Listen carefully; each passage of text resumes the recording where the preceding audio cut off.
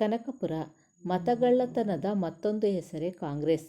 ಕಾಂಗ್ರೆಸ್ ಪಕ್ಷ ಮತಗಳ್ಳತನದ ಪಿತಾಮಹ ಎಂದು ಜಿಲ್ಲಾ ಜೆಡಿಎಸ್ ಅಧ್ಯಕ್ಷ ಹಾಗೂ ಮಾಜಿ ಶಾಸಕ ಎ. ಮಂಜು ಲೇವಡಿ ಮಾಡಿದ್ದಾರೆ.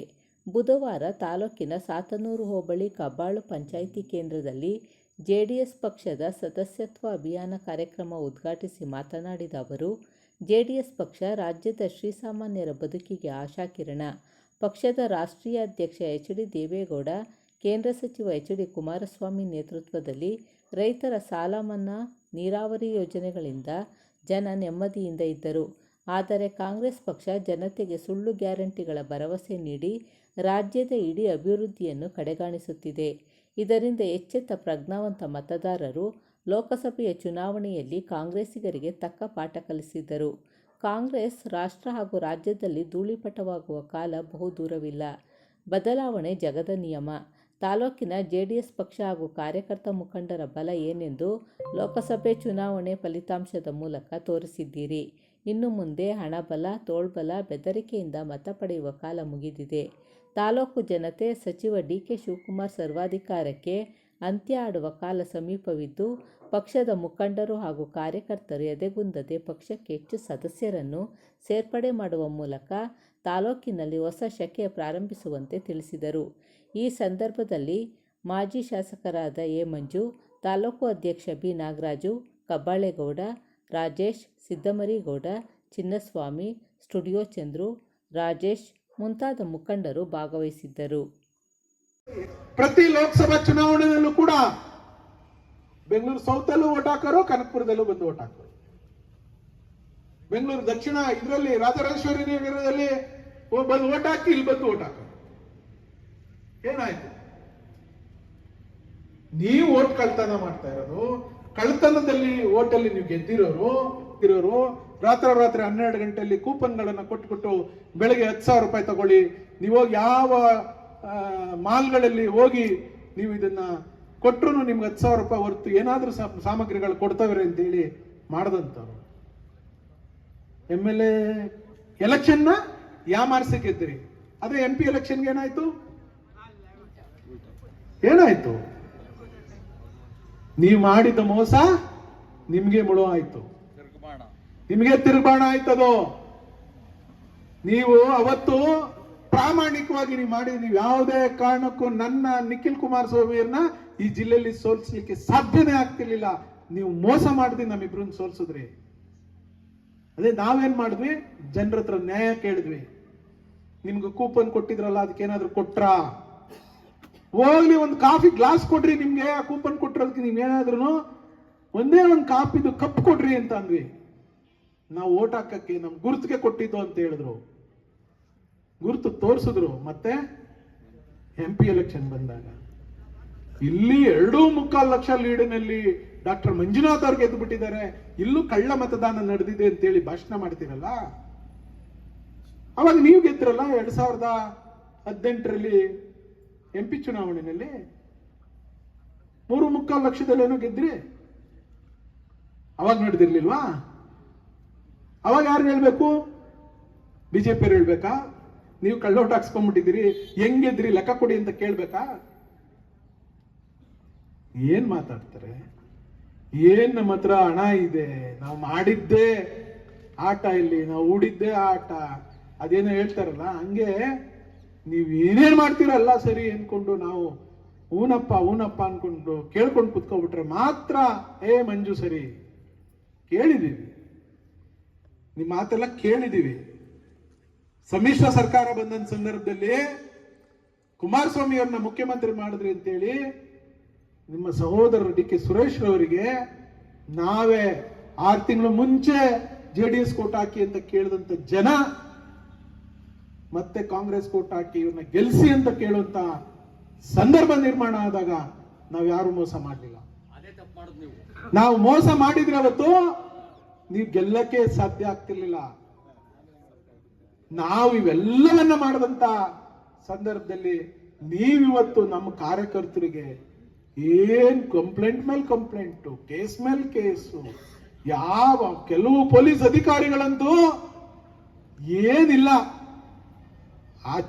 ಆ ಪೊಲೀಸ್ ಆ ಗಿರಿಗೆನೆ ಅವಮಾನ ಮಾಡೋದು. ಸೀಟ್ನ ಅವ್ರು ಕುತ್ಕೊಳ್ಳೋ ಚೇರ್ನ ಒರೆಸೋರಲ್ಲ, ಖರ್ಚಿಪ್ ತೆಗೆದ್ಬಿಟ್ಟು ಒರೆಸ್ಬಿಟ್ಟು ಕುಂಡ್ರಿಸೋರಲ್ಲ, ಏನ್ ಅವ್ನ ಕಾಲ್ ಮುಗಿಯೋರಲ್ಲ. ನಾನು ಹೇಳಿದೆ ಮೊನ್ನೆ, ನೀವು ಆ ಬಟ್ಟೆಗೆ ಅವಮಾನ ಮಾಡ್ತಾ ಇದ್ದೀರಿ, ನಿಮ್ಮ ಭುಜದ ಮೇಲೆ ಇದೆಯಲ್ಲ ಸ್ಟಾರ್ಗೆ ಅವಮಾನ ಮಾಡ್ತಾ ಇದ್ದೀರಿ.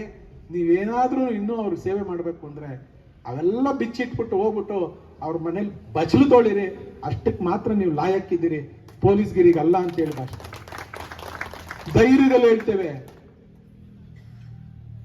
ನಾವು ಅಧಿಕಾರದಲ್ಲಿ ಮಾಡಿದಂತ ಸಂದರ್ಭದಲ್ಲಿ ಯಾವತ್ತಿಗೂ ಕೂಡ ಆ ಪೊಲೀಸ್ನವ್ರನ್ನ, ಬೇರೆ ಅಧಿಕಾರಿಗಳನ್ನ ದುರುಪಯೋಗ ಪಡಿಸ್ಕೊಂಡು ಕೇಸ್ ಹಾಕ್ಸಿ ಹಿಂಸೆ ಕೊಡಿಸಿ ಏನೋ ಇಲ್ಲಿ ಮಾಡಬೇಕು ಅಂತ ಹೇಳಿ ಕುಮಾರಸ್ವಾಮಿ ಅವರು ಹೊಟ್ಟಿದ್ರೆ, ಕುಮಾರಸ್ವಾಮಿ ಅವ್ರಿಗಿಂತ ಅಧಿಕಾರ ನಿಮಗೆ ಬಂದಿತ್ತಾ?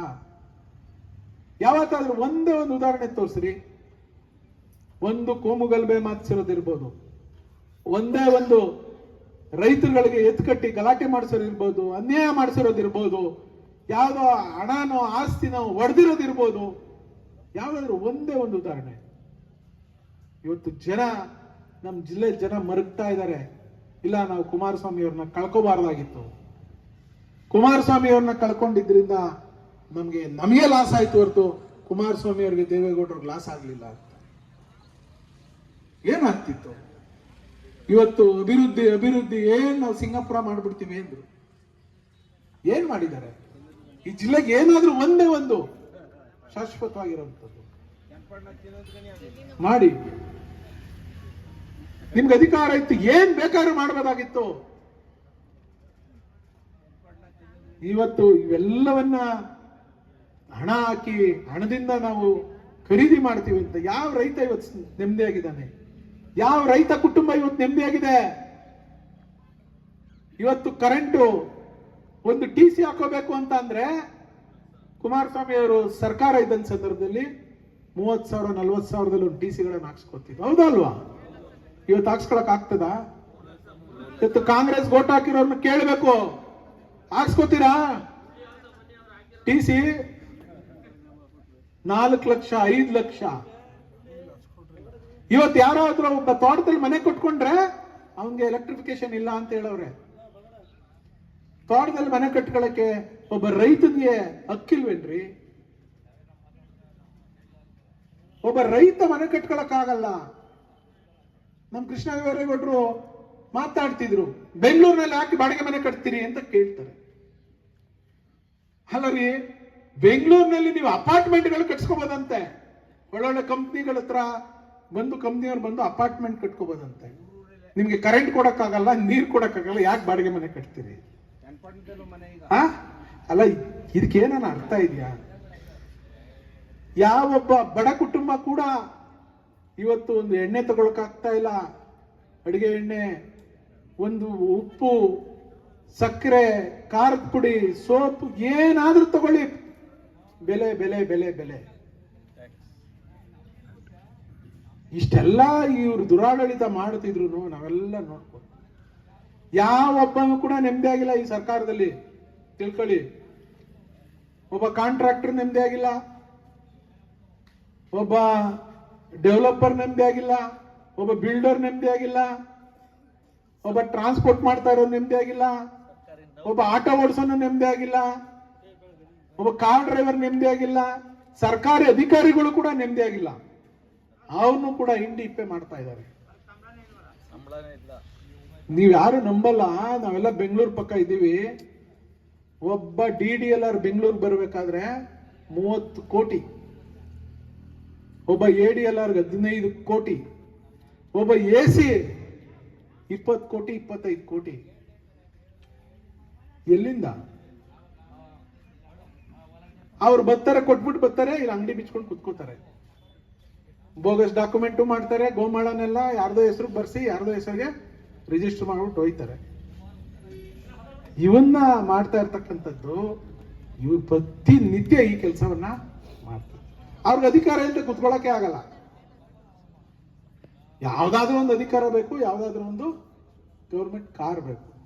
ಈ ಮಟ್ಟದಲ್ಲಿ ನಡೀತಾ ಇರೋದನ್ನ ನೀವೆಲ್ಲ ದಯಮಾಡಿ ಸೂಕ್ಷ್ಮವಾಗಿ, ಬದಲಾವಣೆ ಆಗ್ತದೆ. ಚಿಕ್ಕಪ್ಪ ನೆನ್ನೆ ಎಲ್ಲ ಮಾತಾಡಿದ್ರೆ ನಾನು ವಿಡಿಯೋ ನೋಡ್ತಿದ್ದೆ, ಬದಲಾವಣೆ ಈ ಜಗದ ನಿಯಮ.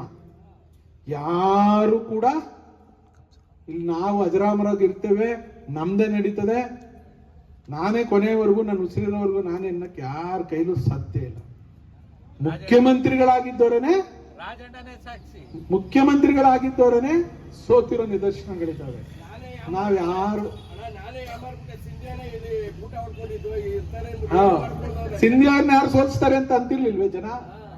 ಸಿಂಧಿಯಾರ್ನ ಸೋಲ್ಸೋಂತವ್ರನ್ನ ಯಾರಾದ್ರೂ ಹುಟ್ಟಿದ್ದಾರೆ ಕನಕಪುರದಲ್ಲಿ ಅಂತ ಅನ್ನೋರು. ಬದಲಾವಣೆ ಆಯ್ತು. ಸೊ ಎಲ್ಲ ಕೂಡ ಬದಲಾವಣೆ ಆಯ್ತದೆ. ನಮ್ಮದೇ ಆಗಿ ನಾವು ಏನ್ ಶಾಶ್ವತ ಇಲ್ಲ. ನಾವು ಏನ್ ಬೇಕಾದ್ರೂ ಆಗ್ಬೋದು ಯಾವ ಸಂದರ್ಭಕ್ಕೆ.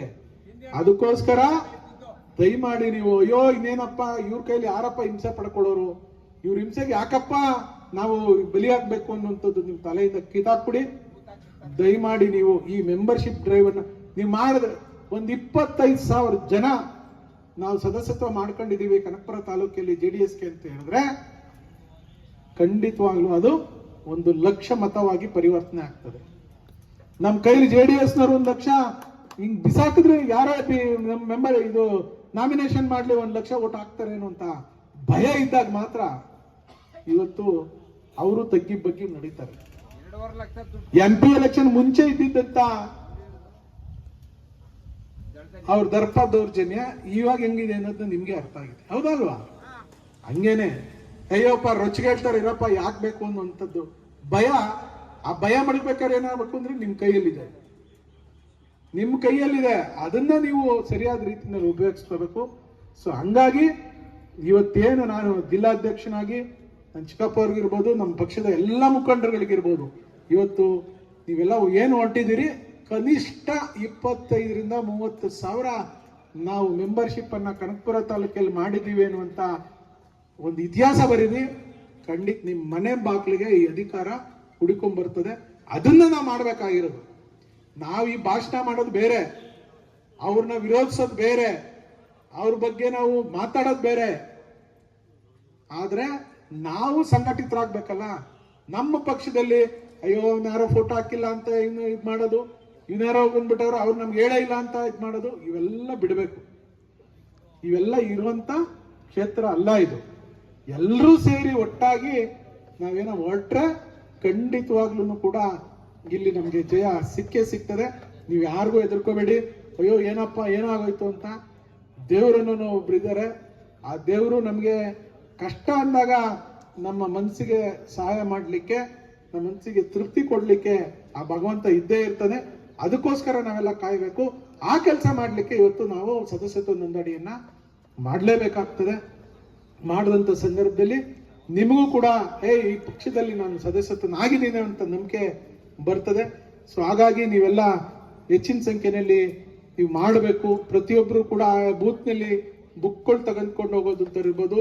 ತಿರ್ಗಾ ಮಿಸ್ಡ್ ಕಾಲ್ ಕೊಟ್ಟು ಅಲ್ಲಿ ಯಾರೋ ಒಬ್ರು 2-3 ವಿದ್ಯಾವಂತರ ಹುಡುಗರನ್ನ ಇಟ್ಕೊಂಡು ನೀವು ಆನ್ಲೈನ್ ನಲ್ಲೂ ಕೂಡ ಕನಿಷ್ಠ ಒಂದು ಬೂತ್ ಅಲ್ಲಿ 50 to 100 ಸಂಖ್ಯೆಯಲ್ಲಿ ಮೆಂಬರ್ಶಿಪ್ ನ ಅಪ್ಲೋಡ್ ಮಾಡಿದ್ರೆ ಖಂಡಿತವಾಗ್ಲೂ ಕೂಡ ಇದೇನು ದೊಡ್ಡ ವಿಚಾರ ಆಗೋದಿಲ್ಲ. ಅದಕ್ಕೆ ಮನಸ್ಸನ್ನ ಮಾಡಬೇಕು.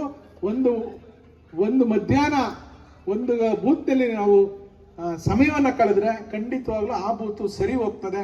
ಆ ಬೂತ್ ನಲ್ಲಿ ಯಾರು ಓಟ್ ಹಾಕ್ಸ್ತಾ ಇದ್ದಾರೆ, ಯಾರು ಆ ಬೂತ್ ನಲ್ಲಿ ಇನ್ಚಾರ್ಜ್ ಇದ್ದಾರೆ, ಯಾರು ಚುನಾವಣೆ ಬಂದ ಸಂದರ್ಭದಲ್ಲಿ ಆ ಬೂತ್ ನಲ್ಲಿ ಹೋರಾಟ ಮಾಡ್ತಿದ್ದಾರೆ, ಯುವಕರು ಇರ್ಬೋದು, ನಮ್ಮ ಮಹಿಳೆಯರು ಇರ್ಬೋದು, ನಮ್ಮ ಮುಖಂಡರುಗಳು, ಹಿರಿಯ ಮುಖಂಡರಿರ್ಬೋದು, ಅವ್ರನ್ನೆಲ್ಲ ಒಂದು ಚಾವಡಿನಲ್ಲಿ ಒಂದು ಪಡಸಾಲೆ ಮೇಲೆ ಎಲ್ಲ ಕುಂಡ್ರಿಸ್ಕೊಂಡು, ಒಂದು ದೇವಸ್ಥಾನ ಹತ್ರ ಎಲ್ಲ ಕುಂಡ್ರಿಸ್ಕೊಂಡು ಅಲ್ಲೇ ಮೊಬೈಲ್ಗಳನ್ನ ನಾವು ಕೈಗೆ ತಗೊಂಡು ಮಾಡಕ್ ಕೊಟ್ರೆ ಅದೇನು ದೊಡ್ಡ ವಿಚಾರ ಆಗೋದಿಲ್ಲ.